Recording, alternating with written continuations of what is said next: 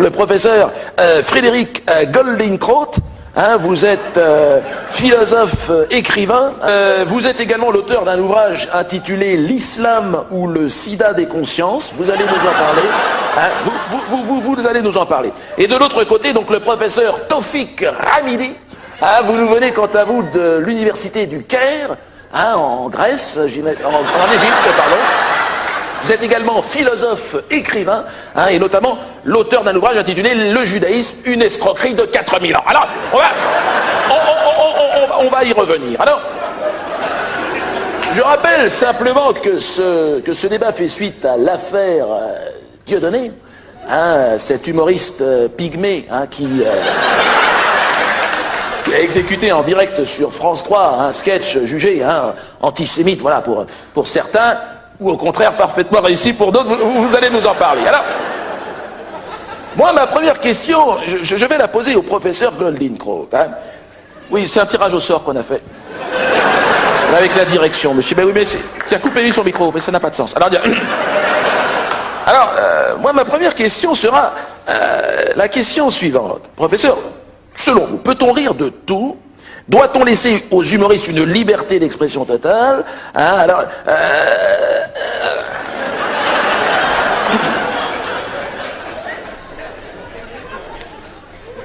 écoutez, je ne m'exprimerai pas ce soir, hein, en tant que juif pratiquant, hein, athée et laïque, mais en tant que citoyen français. Heurté, voyez-vous, au plus profond de lui-même par cette agression anti-juive sans précédent depuis 60 ans. Ne me coupez pas. Quand je parle, ne me coupez pas la parole. Et vous, ce soir, j'ai mal. Et la douleur qui m'accompagne ne date pas d'hier. Elle vient ponctuer 100 000 ans de persécution. 100 000... Ne me parlez pas! Je vous ai dit de ne pas couper la parole. Ah, mais oui, mais c'est emmerdant. Eh oui, il est présentateur, eh bien, il se déplace. Je ne veux pas l'avoir dans le champ de la caméra, voilà. Allez, je reprends. J'en étais où, là? 100 000 ans, voilà, d'accord. 200 000, tiens, je vais dire 200 000.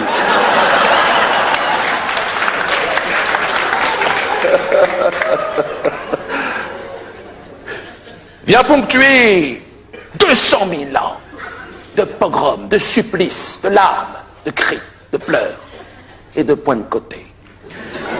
L'inconcevable, l'inadmissible a pourtant une fois été franchi et à une heure de grande écoute. L'attentat atroce, l'exploit antisémite unique dont s'est rendu coupable notre ami Chocolat, marquera à jamais ce millénaire qui débute. Mais ce qui me peine le plus, c'est cette ingratitude caractérisée du nègre d'Afrique envers son bienfaiteur, le peuple élu d'Israël. Oui, monsieur. Oui, monsieur. Oui, monsieur. Où seriez-vous, monsieur Blabla, hein, sans nous, hein, sans les Schellcher, sans les Diderot, les Montesquieu, les Robespierre et les Jean-Marc Thibault? Où seriez-vous, hein? Tous juifs, oui, pour la plupart. Écoutez, 95% des prix Nobel de la paix sont juifs, et des hommes qui ont compté pour cette planète. C'est une réalité, monsieur, biologique, hein, qui nous a été... Me contredire serait une posture révisionniste. Et vous seriez poursuivi, et vous le savez pour ça. Voilà.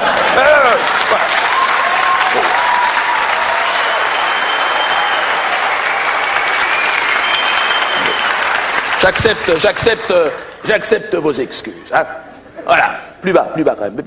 Rampez sur le sol. Voilà. Alors, mais là n'est pas, voyez-vous, la question. Vous savez, ce qui m'a choqué le plus dans cette affaire, c'est...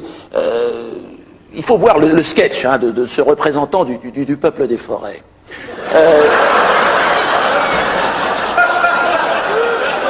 Car effectivement...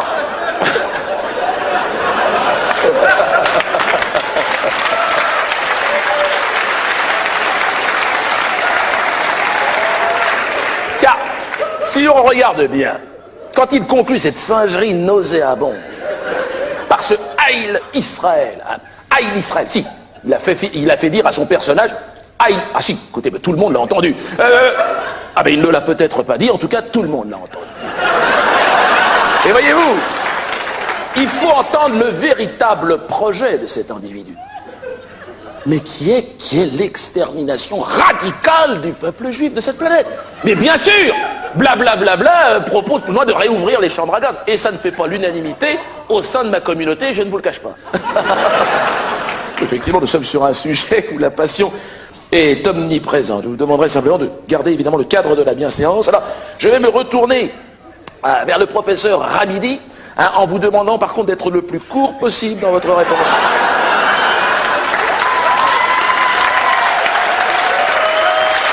Mais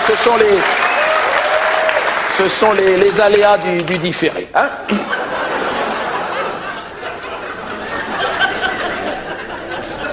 Quant à moi, je tiens à vous avouer que j'apprécie beaucoup l'humour de monsieur Diaton.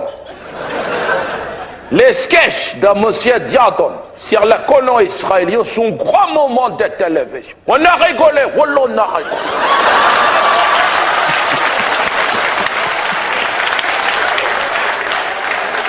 À la maison, on rigole. Les bébés, 2 mois, ils rigolent. Même la grand-mère, elle parle pas les français, elle est montée sur la table, elle rigole. Non, c'est un grand moment de télé. Monsieur Diadon, c'est un gros humoriste. Voilà. Et c'est un bon musulman. Voilà. Non, je sais. Il dit qu'il n'est pas musulman. Mais il est musulman quand même. Et voilà. C'est un musulman athée. Et voilà. Comme l'autre Nardenamok, là, qui est juif athée, alors pourquoi il n'est pas musulman athée? Il y a aussi les bouddhistes athées, les tasses athées, tout le monde athée. C'est pas la vérité. Le problème de Diadon, c'est à cause des juifs. C'est ça le problème. Non, moi, j'ai pas de problème avec les... je parle avec les juifs. Je dis bonjour, juifs. Mais attention. Toujours, parce que toujours ils pleurnichent. Toujours qu'ils ont souffert plus que les autres. Tout le monde il a souffert. Faut pas dire des bêtises. Tout le monde a souffert. Attention. C'est vrai, tout le monde il a souffert. Alors.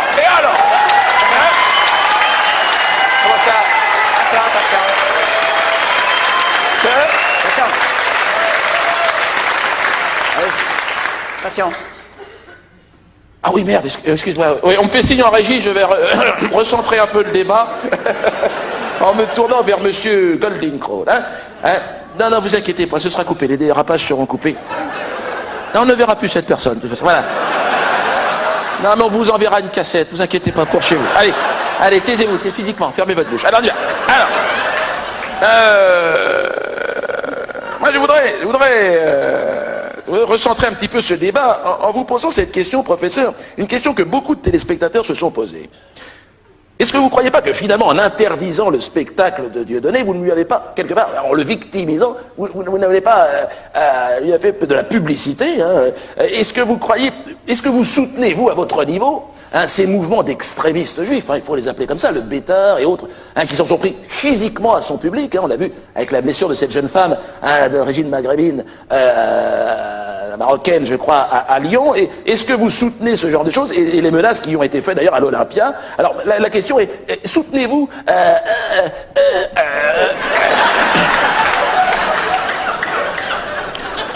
Non, soyons sérieux, on ne peut pas soutenir la violence, jamais. Néanmoins, il faut remarquer dans cette affaire qu'on est plus sur un cas de légitime défense. Je m'explique. Laissez-moi terminer. Quand monsieur Bensoussan, pour ne pas parler que de lui, puisqu'il se trouve que je le connais, oui, il a été agressé. Ils sont pris à cette jeune fille de 13 ans d'origine maghrébine, m'a-t-on dit, marocaine. Voilà, a-t-elle ses papiers? Laissons à la justice. Alors, je crois qu'il faut... Vous savez, parce que je l'ai eu ce matin au téléphone, il se trouve, ils sont partis d'un petit réseau d'amis, et je n'ai rien à voir, et je lui ai demandé, je l'appelle Béni, je lui ai dit, Béni, qu'est-ce qui s'est passé? Il m'a dit, Béni, il y a eu un problème. Il s'est senti agressé, monsieur. Oui. Eh oui, mais 200 000 ans de persécution, monsieur, ça peut rendre un peu nerveux aussi. Non, s'il vous plaît, je crois que dans une affaire comme... Taisez-vous. Non, mais taisez-vous. Dans une affaire, vous voyez, dans une affaire comme celle-là, il faut essayer de garder son sang-froid et de réfléchir. Hein, comme nous le faisons d'ailleurs au cercle des sionistes progressistes, hein, pour l'amitié entre les peuples et les pancrètes. Le sketch de l'Africain, hein, de cet Africain, nous pose une question fondamentale. À nous, occidentaux. Mais c'est, faut-il ou non rétablir l'esclavage? Mais on en est là! Mais on en est là! Où serait-il? Ma question, monsieur. Où serait-il? Où seriez-vous, monsieur Blabla? Sans nous? Certainement un de ces pauvres indigènes bantous, perdu au fin fond de cette jungle africaine, en train de ronger quelques racines, infesté du virus HIV. On croit rêver. Je crois que, c'est appelé, je laisse parler, tu me laisses parler, maman. Je crois que le problème, non, le problème d'Adiadon, c'est qu'il il faut qu'il se reste calme. Il ne faut pas qu'il s'énerve d'avoir là. Parce que le problème, monsieur, c'est la propagande sioniste qu'on voit toujours à la télévision. Si, et moi, monsieur, j'ai fait une liste de tous les sionistes de la télévision. Je vais lire la liste pour la première fois. Je lis la liste de tous les sionistes. Voilà, Dieudonné, stop. Quoi? Avec toi. Et qui es-tu? Qu'est-ce que tu fais là? Jackie, Montréal. Où? Juste pour rire? Ah oui. Oh merde, oh putain, oh tu m'as arrêté à temps. Oh, une liste, oh là j'étais grillé, oh j'étais mort. Oh mais je ne peux plus avoir confiance dans mes personnages. Il avait amené une liste, le personnage. J'étais mort.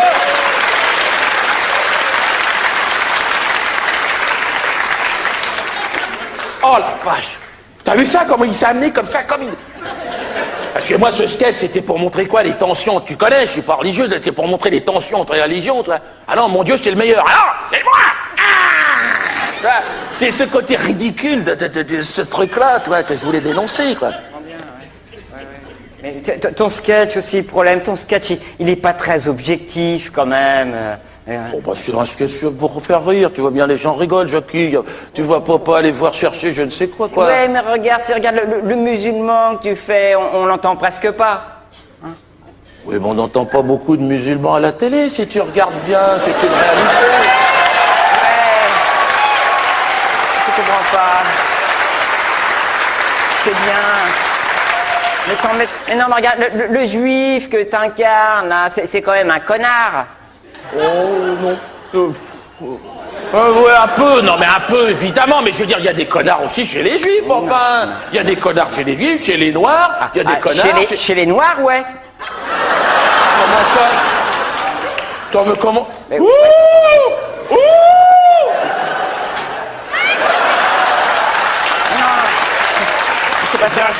Bien sûr. Mais non, mais tu comprends, non, tu comprends. Le peuple juif est fondamentalement saint. Ah là, rigolez pas, Phil Kenkrot, c'est un philosophe français qui a dit ça. Moi, je croyais que c'était une blague au début, j'attendais la chute, toi, en tant que bon professionnel. Ah non, le gars, il a plié les gros, il était persuadé de sa connerie, le gars. Ah, je vais lui proposer de faire la première partie l'année prochaine, ici. Ah ben il va vous faire marrer, il a des bouquins entiers, le gars, c'est que ça. Et il y a l'autre, il y a le prix Nobel de la blague, là, l'autre crétin, là, comment il s'appelle? Elie Wiesel. Oh, il est bien, lui. Oui. Oh, il est chaud. Oh, alors lui. Oui. Comment c'était quoi la blague que tu m'as sortie dans l'avion, là? Elie Wiesel a dit à propos d'Israël, il y a un État et il est différent des autres, il est juif. Et c'est pour cela qu'il est le plus humain. Ah non, mais lui, mais le problème, c'est qu'il lui manque un nez rouge. C'est ça qui va